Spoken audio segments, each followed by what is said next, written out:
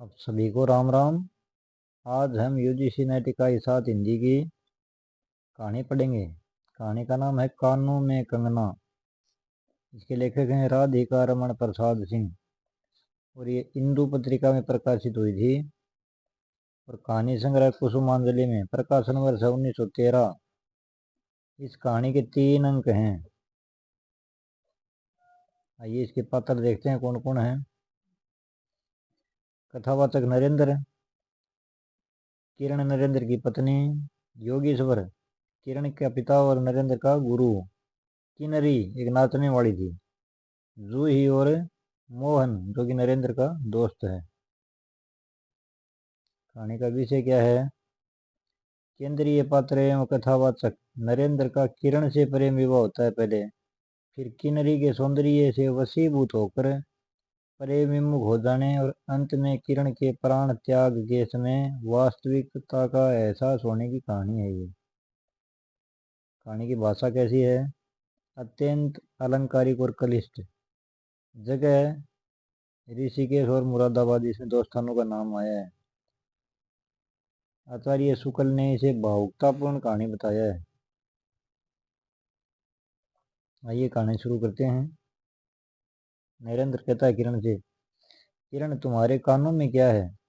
उसके कानों से चंचल लट को हटाकर कहा, कंगना। अरे कानों में कंगना? सचमुच 2 कंगन कानों को घेर कर बैठे थे। हाँ, तब कहाँ पहनूं? किरण अभी भोरी थी। दुनिया में जिसे भोरी कहते हैं वैसी भोरी नहीं।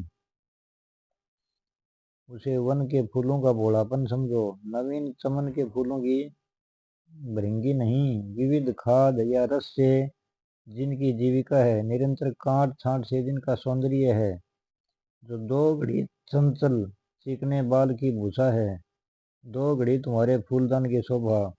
वन के फूल ऐसे नहीं, प्रकृति के हाथों से लगे हैं, मेघों की धारा से बड़े हैं, चटुल दृष्टि इन्हें पाती नहीं, जगद वायु इन्हें छूती नहीं। यह सरल सुंदर सौरभमय जीवन है। जब जीवित रहे तब चारों तरफ अपने प्राण धन से हरे भरे रहे। जब समय आया तब अपनी माँ की गोद में झड़ पड़े। आकाश स्वच्छ था, नील उदार सुंदर, पत्ते शांत थे, संध्या हो चली थी। सुनहरी किरणें सुदूर पर्वत की चूड़ा से देख रही थी।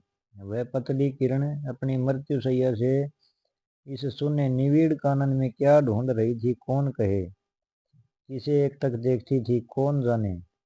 अपनी लीला भूमि को स्नेह करना चाहती थी या हमारे बाद वहाँ क्या हो रहा है इसे जोती थी। मैं क्या बता सकूं, जो हो उसकी उस भंगी की आकांक्षा अवश्य थी। मैं तो खड़ा खड़ा उन बड़ी आंखों की किरण लूटता था, आकाश में तारों को देखा या उन जगमग आंखों को देखा, बात एक ही थी। हम दूर से तारों के सुंदर शून्य झिकमिक को बार बार देखते हैं, लेकिन वह सहस्पंद निश्चेष ज्योति सचमुच भावहीन है या आप अपनी अंतर्लहरी से मस्त है, इसे जानना आसान नहीं।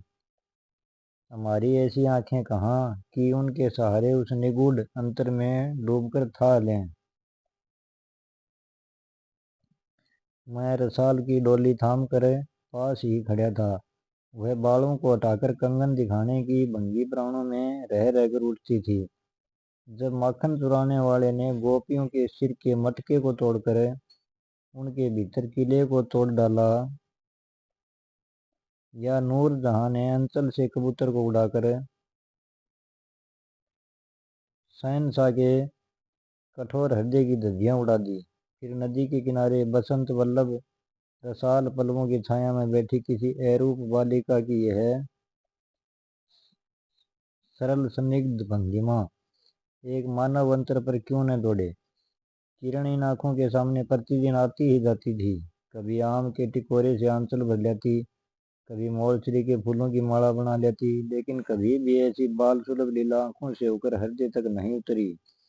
आज क्या था, कौन शुभ यह शुभ क्षण था कि अचानक वह बनेली लता मंदार माला से भी कहीं मनोरम दिख पड़ी। कौन जानता था कि चाल से कुचाल जाने में हाथों से कंगन भूलकर कानों में पहनने में इतनी माधुरी है, 2 टके के कंगन में इतनी शक्ति है। गोपियों को कभी स्वप्न में भी नहीं झलकिया था कि बांस की बांसुरी में घूंघट खोलकर नचा देने वाली शक्ति भरी है। मैंने चटपट उसके कानों से कंगन उतार लिया, फिर धीरे धीरे उसकी उंगलियों पर चढ़ाने लगा। न जाने उस घड़ी कैसी खलबली थी।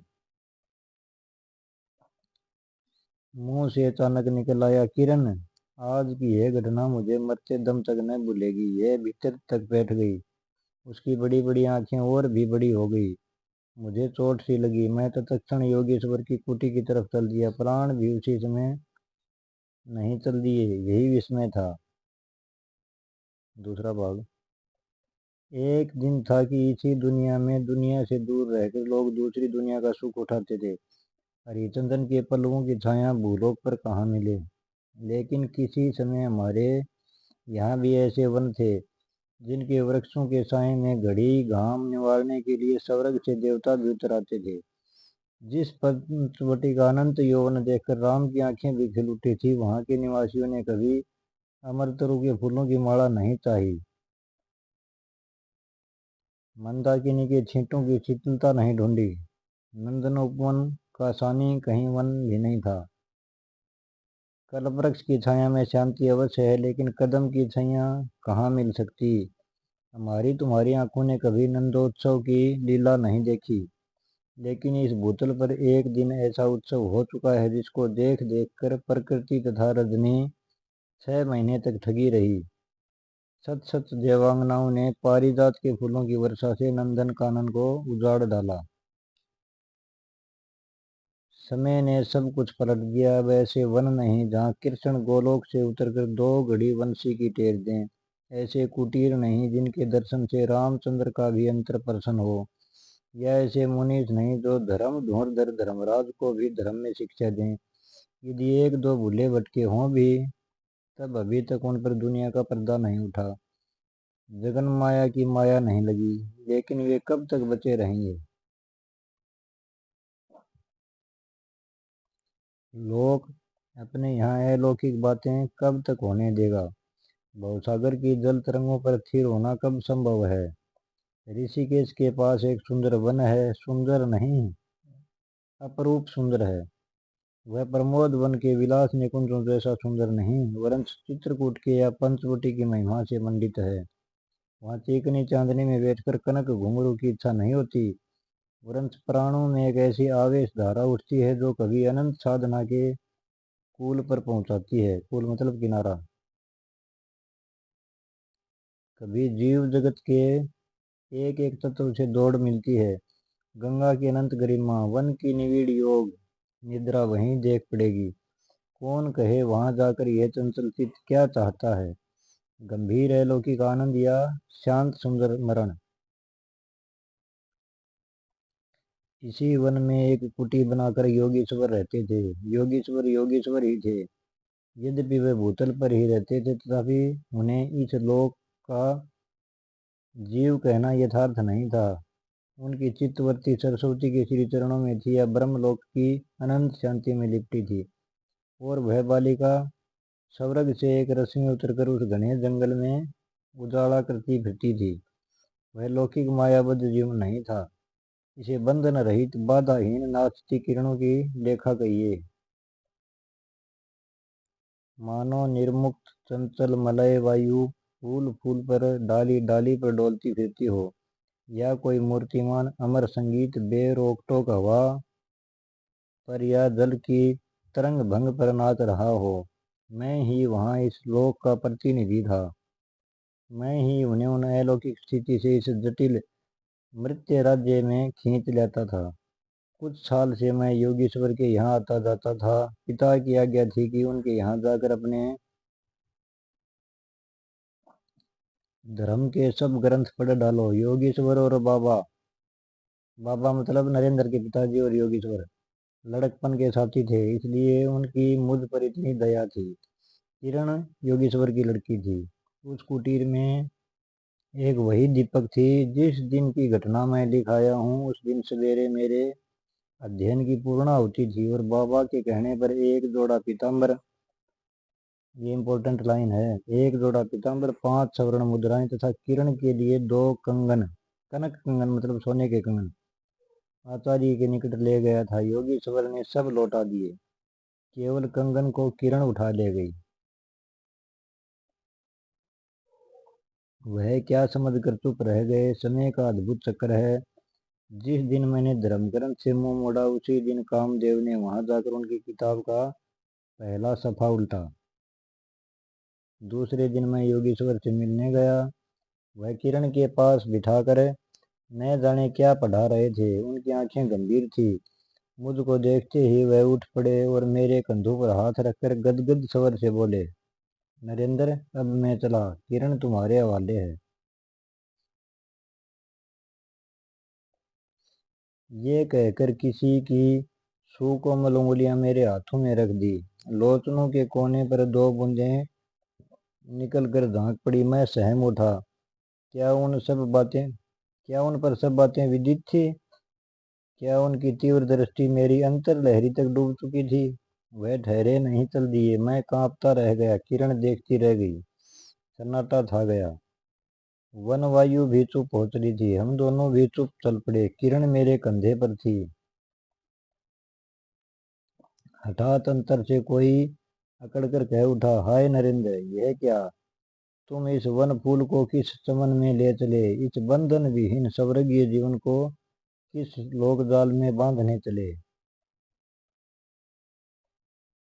कहानी का तीसरा अंक शुरू हो गया है। ककड़ी जल में जाकर कोई स्थायी विवर नहीं फोड़ सकती। क्षण भर जल का समतल भले ही उलट पुलट हो, लेकिन इधर उधर की जल तरंग दौड़कर उस छिद्र का नाम निशान भी नहीं रहने देती। जगत की भी यही चाल है। यदि स्वर्ग से देवेंद्र भी आकर इस लोक चलाचल में खड़े हों, फिर संसार देखते ही देखते उन्हें अपना बना लेगा। इस काली कोठरी में आकर इसकी कालिमा से बचे रहें, ऐसी शक्ति है आकाश कुसुम ही समझो। 2 दिन में राम हाय जानकी कहकर वन वन डोलते फिरे। 2 क्षण में यही विश्वामित्र को भी स्वर्ग से घसीट लाया। किरण की भी यही अवस्था हुई। कहाँ प्रकृति की निर्मुक्त गोद, कहाँ जगत का जटिल बंधन पास, कहाँ से कहाँ आ पड़ी। वह अलौकिक भोलापन, वह निसर्ग उच्छ्वास हाथों हाथ लुट गए। उस वन फूल की विमल कांति लौकिक चमन की मायावी मनोहारिता में परिणत हुई।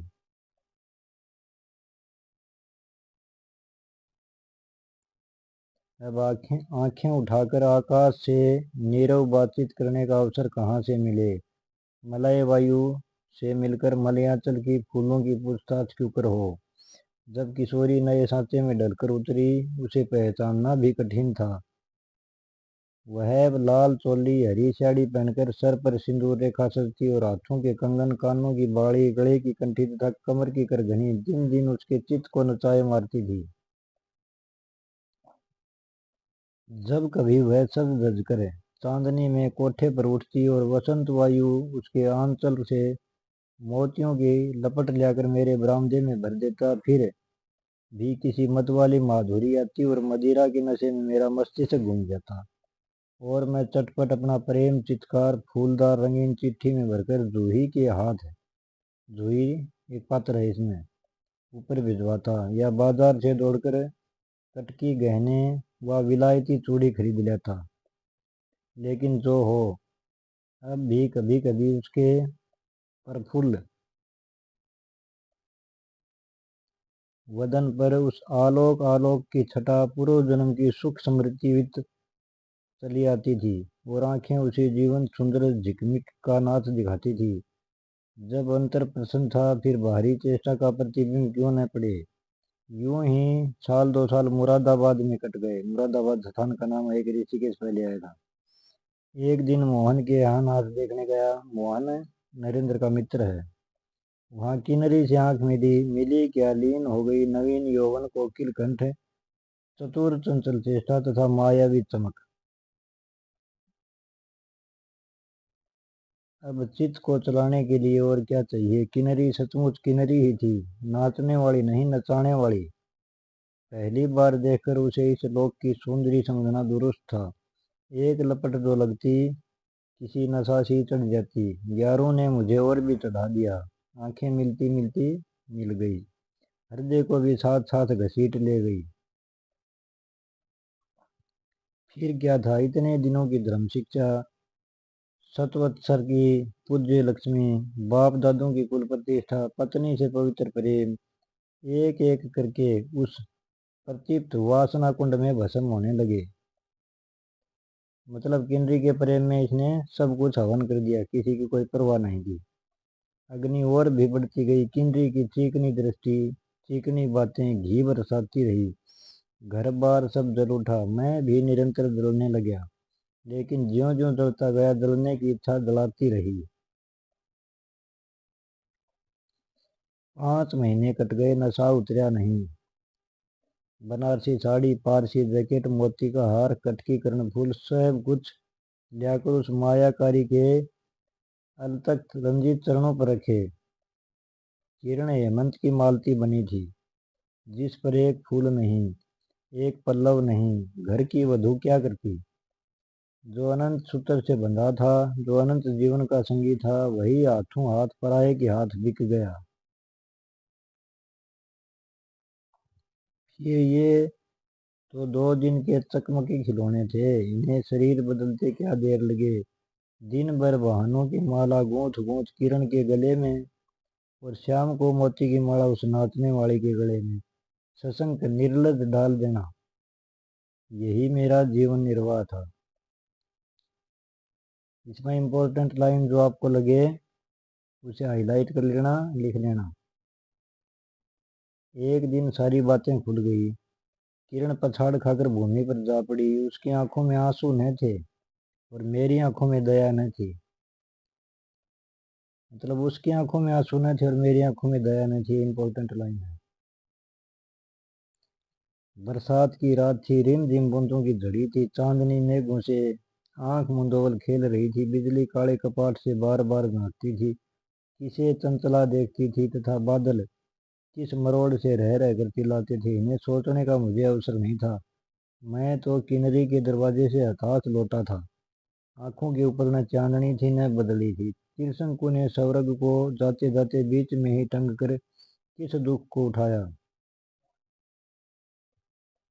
और तो अपने और मैं तो अपने स्वर्ग के दरवाजे पर सर रखकर निराश लौटा। त्रिशंकु मतलब एक पौराणिक पात्र है। मेरी वेदना क्यों न बड़ी हो। हाय, मेरी उंगलियों में एक अंगूठी भी रहती तो उसे नजर कर उसके चरणों पर लौटता। घर पर आते ही जूही को पुकार उठा। जूही, किरण के पास कुछ भी बचा हो तब फौरन जाकर मांग ले आओ।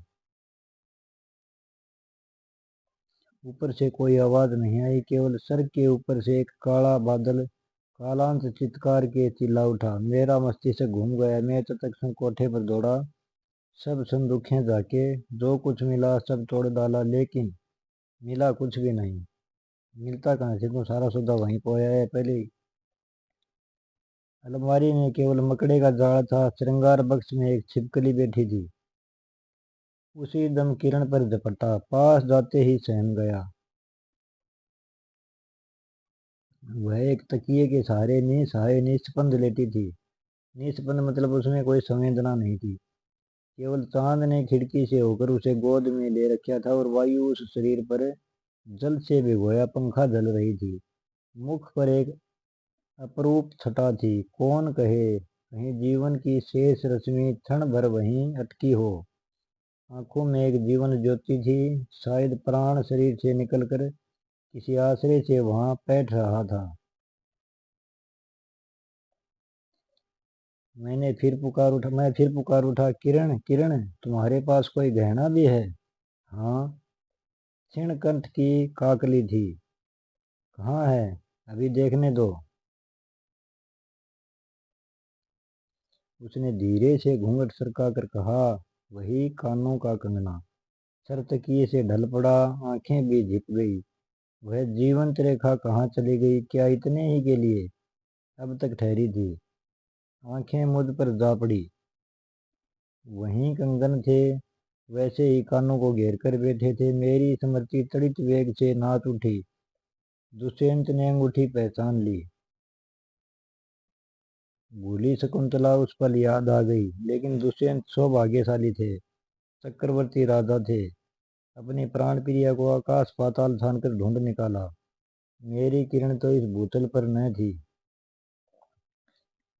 कि किसी तरह प्राण देकर भी बता पाता, परलोक से ढूंढ निकालूं। ऐसी शक्ति इस दीनहीन मानव में कहाँ। चढ़िया नशा उतर पड़ा, सारी बातें सूझ गई, आंखों पर की पट्टी खुल पड़ी। लेकिन हाय, खुली भी तो उसी समय जब जीवन में केवल अंधकार ही रह गया। ये हमारी कहानी पूरी हुई। कहानी आप हिंदी समय कॉम पर भी पढ़ सकते हैं जी, और इसके नोट्स बना लेना। अगर वीडियो पसंद आए तो कृपया लाइक शेयर करें जी। धन्यवाद, मिलते हैं अगले वीडियो में।